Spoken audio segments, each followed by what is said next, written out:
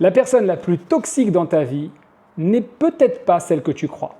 Alors si tu veux comprendre comment un simple épisode de la sagesse ancestrale peut bouleverser ton quotidien et ta manière de voir et de vivre tes relations, écoute bien ce que je m'apprête à te dire maintenant. Personne ne te l'a jamais expliqué ainsi. On va trouver ensemble le code universel de la croissance personnelle. Combien de fois, c'est une question pour toi, as-tu ressenti que certaines personnes t'éloignaient de tes objectifs ou devenaient tout simplement incompatibles avec ton évolution intérieure?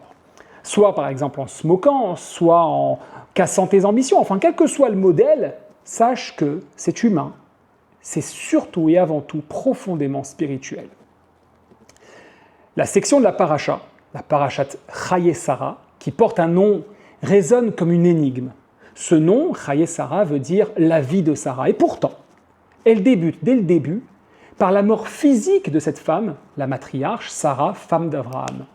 Alors pourquoi ce titre? Pour comprendre, on va devoir aller étudier en détail justement sa vie, son passé, pour comprendre ce qui a pu se passer. Et à partir de là, on va remarquer une chose, c'est que le vrai héritage qu'elle lègue, ce n'est pas juste des souvenirs et un patrimoine matériel, c'est un futur, une protection, une matrice spirituelle pour son fils Yitzhak, mais aussi pour chaque âme qui cherche à exister, qui cherche à être et à avoir une place authentique dans ce monde. Alors c'est qui cette Sarah? Qui est-elle? C'est qui?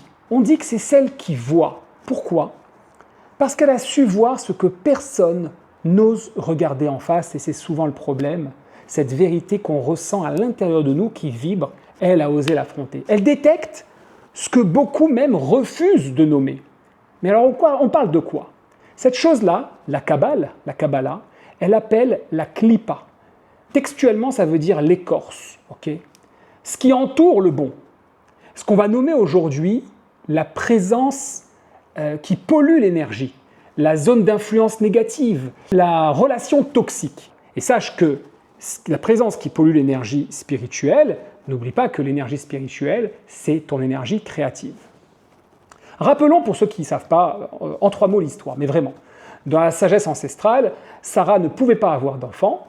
Elle demande donc à son mari Abraham de s'unir à sa servante Agar, et ainsi, ils vont avoir ensemble un fils qui se rappellera Ishmaël. Quelque temps après, par la suite, Ishmaël grandit évidemment, et Sarah remarque que l'influence d'Ishmaël est mauvaise, et donc demande à son mari Abraham de se séparer d'eux. Ici, Sarah fait quelque chose qui était du jamais vu. Elle ose ce que personne d'autre n'ose avant elle, trancher, faire un tri radical pour protéger la construction de son futur, c'est-à-dire son fils. Comment elle observe cela? Ishmaël utilise un rire moqueur face à son fils Yitzhak. Et les sages expliquent que c'est clairement pas simplement un rire, c'est une moquerie, c'est plus que ça, c'est une influence du sort t'es pas cap. En effet, dans le texte, on découvre 3 types de rires. Le premier, dans l'environnement de Sarah évidemment. Le premier, ça se passe un petit peu avant, le divin, le créateur, va venir annoncer à Abraham, lorsqu'il aura 99 ans, qu'il aura un fils. À ce moment-là, Abraham rit, mais c'est ici un rire de foi pure. Il rit à l'impossible. Il sait qu'il est comme ça, il ouvre la porte à de nouvelles possibilités. Son rire, il construit l'avenir. Et son travail va consister justement à mettre de la réalité dans cette impossibilité, dans ce miracle. Par la suite, cet épisode va se révéler un petit peu différemment avec Sarah, lorsque un invité va annoncer à Sarah, et du moins à son mari, elle l'entendra, qu'elle aussi, à 90 ans, elle aura un fils. Cette fois-ci, c'est un rire de doute, car Sarah, elle a la sagesse du corps, elle est beaucoup plus concrète. Elle est très terre-à-terre finalement. Elle pose des limites. Son rire, il demande à être transformé, à accueillir l'impossible dans le possible, à dépasser ce que la réalité matérielle croit possible.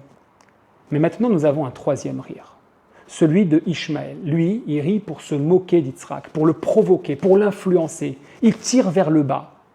C'est ça la klippa, la moquerie, la négativité, la relation toxique. Il symbolise tout ce qui pollue ton potentiel, tout ce qui t'empêche de voir la vie en grand, de croire au possible et d'avancer. 3 fois la même racine, rire, litzrok en hébreu, qui est la même racine que le nom de Yitzhak.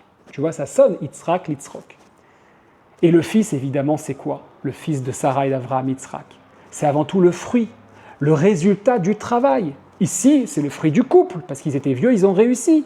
Mais dans ta vie, ça peut être le fruit de tout ce que tu entreprends et de certains qui vont vouloir t'empêcher d'y arriver. Leur couple, il a réussi l'épreuve de transformer leur rire, celui de l'impossible absolu en devenant possible, celui du doute. Et ils ont eu un fils, donc c'est réussi. Mais il y a un rire qui risque de pourrir le fruit de ton travail, c'est ce rire dont il faut s'en éloigner. C'est très intéressant de voir que la sagesse ancestrale a utilisé le même mot, car ça t'apprend que quoi? Qu'une attitude, X ou Y, qui est autour de toi, peut avoir plusieurs visages. Parfois c'est positif, parfois ça ne l'est pas, et c'est à toi de l'identifier et de t'en séparer.